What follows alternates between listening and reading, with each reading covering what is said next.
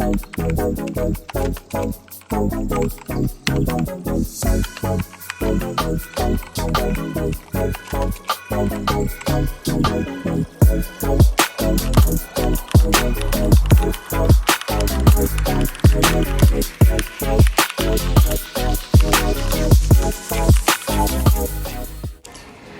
good people, jadi hari ini aku mau mewawancarai beberapa mahasiswa psikologi yang ada di sini mengenai apa itu gender netral.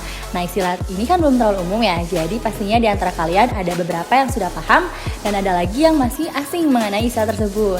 Nah, daripada lama-lama, yuk kita langsung tanya mereka aja.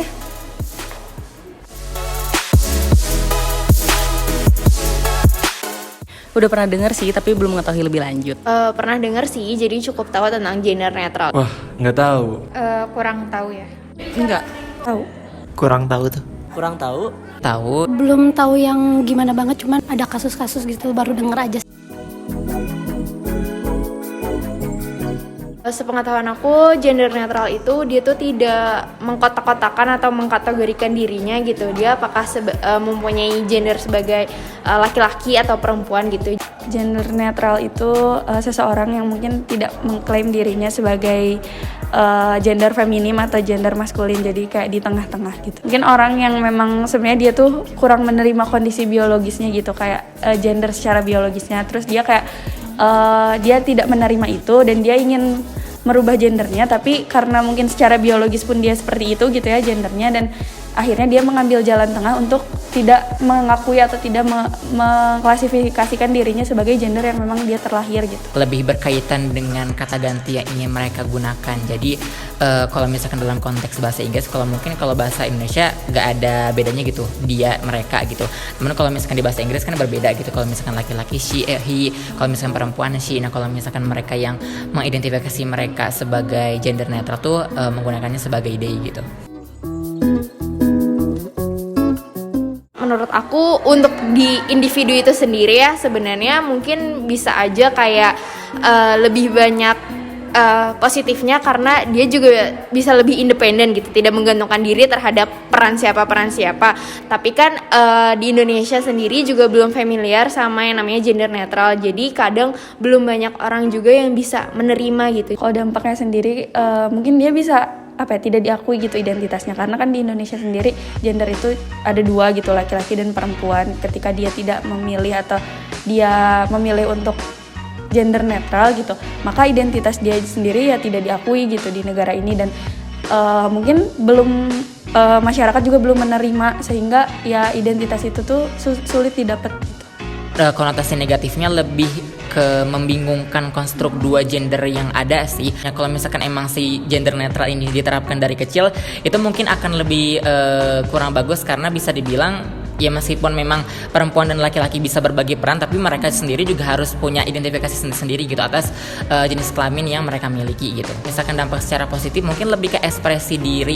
Jadi mereka yang mengidentifikasi sebagai gender netral tuh atau non-biner, mungkin mereka tidak ingin diekspektasi oleh berbagai konstruk-konstruk dua gender yang ada, sehingga mereka lebih bisa mengekspresikan diri sendiri.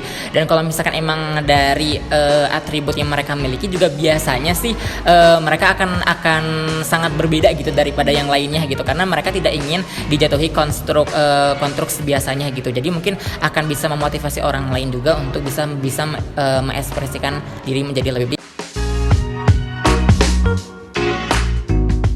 Sebenarnya kalau mau lihat secara generalnya sih sebenarnya nggak apa-apa kan, itu kan balik lagi ke pilihannya masing-masing individu. Tapi kalau secara Indonesia kan udah ada aturan sama norma-norma di masyarakat, jadi lebih baik sih memilih salah satu gender, mau laki-laki ataupun perempuan.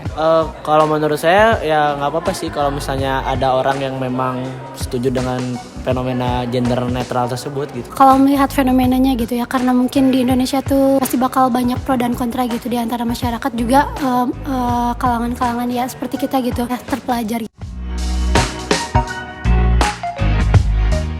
Kita sih lebih melihat secara general, jadi kayak pilihan orang itu tuh nggak bisa diganggu gugat. Jadi kayak dia mau milih ini ya udah pilihannya dia, jadi kita nggak bisa ngejudge mereka mau kayak gimana pun itu. Menurut saya sebagai mahasiswa psikologi sih ya kayak ya nggak apa-apa gitu, karena setiap orang kan punya kehendaknya masing-masing gitu ya.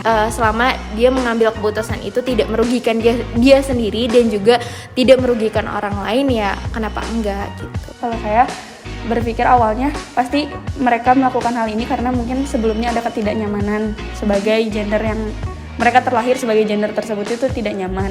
Jadi mungkin kalau dari sisi psikologisnya kita juga nggak bisa ngejudge, jadi mungkin dikaji dulu alasan kenapa orang-orang bisa seperti ini. Nah, ketidaknyamanan itu yang harus jadi highlight gitu untuk kita, apakah memang perlu kita tuh harus memberantas apanya sehingga mereka bisa nyaman dengan gender yang sesuai dengan kelahiran mereka gitu. Sikap saya gitu, kalau misalnya itu kan masuknya hak ya, selama dia haknya tersebut nggak ngeganggu hak orang lain ya aman-aman aja. Ya, sebagai aku yang mungkin sudah mengetahui gitu ya mengenai gender itu apa, ya cukup ya mengetahui aja gitu ya.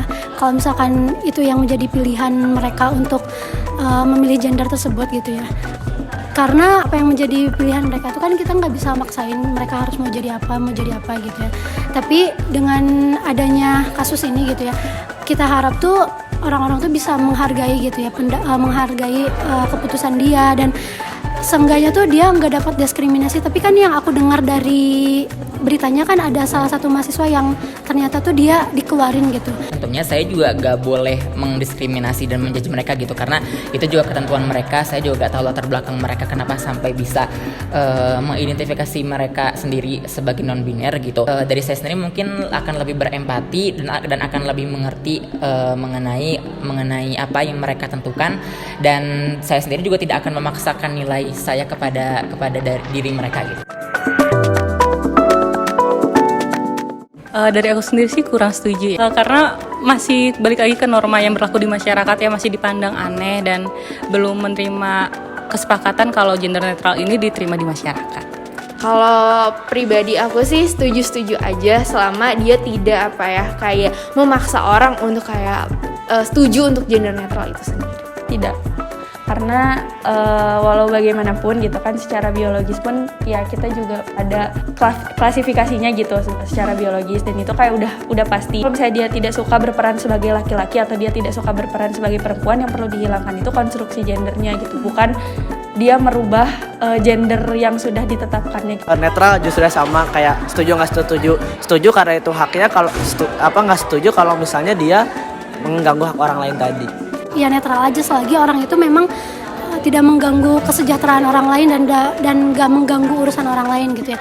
Kalau misalkan memang dia ternyata mengganggu kesejahteraan dan mengganggu stabilitas yang ada di Indonesia gitu ya mungkin bisa jadi kontra. Sebenarnya kurang setuju karena tentangan dengan keyakinan saya sendiri juga ya. Tapi yang jelas kalau misalkan saya sih berpikirnya dengan mereka mengidentifikasi sebagai jenis kelamin pun, baik laki-laki maupun perempuan, ya mereka tetap bisa mengekspresikan diri gitu. Konstruk dua gender aja tuh masih banyak masalah gitu. Dengan adanya ditambah gender netral ini tuh makin sangat membingungkan gitu. Menurut saya kita bisa mengimplementasikan maksudnya konstruk dua gender ini tuh sedari dini, namun dengan bilang bahwa ya meskipun hanya dua gender tapi mereka juga bisa mengekspresikan diri baik maskulinitas ataupun feminitas gitu. Berdasarkan hasil wawancara, pemahaman mahasiswa psikologi UPI sudah cukup baik mengenai isu gender netral. Hal ini dapat dilihat dari jawaban mereka mengenai apa itu gender netral yang sesuai dengan teori yang telah dipaparkan sebelumnya. Dilansir dari unitedweeker.com, dampak dari gender netral atau non-binary bagi individu yaitu merasa nyaman tanpa dihakimi pihak lain, membantu untuk meningkatkan kesehatan mental, dan individu dapat mengekspresikan dirinya sendiri. Namun, menurut mahasiswa psikologi UPI, fenomena non-binary atau gender netral ini masih menjadi hal tabu di Indonesia sehingga cenderung tidak diakui. Dengan tidak diakuinya gender netral, maka tidak menutup kemungkinan individu tersebut tidak memiliki kebebasan penuh untuk mengekspresikan dirinya. 3 dari mereka menyatakan setuju dengan pilihan gender netral, 2 orang menyatakan tidak setuju, dan sisanya menyatakan netral.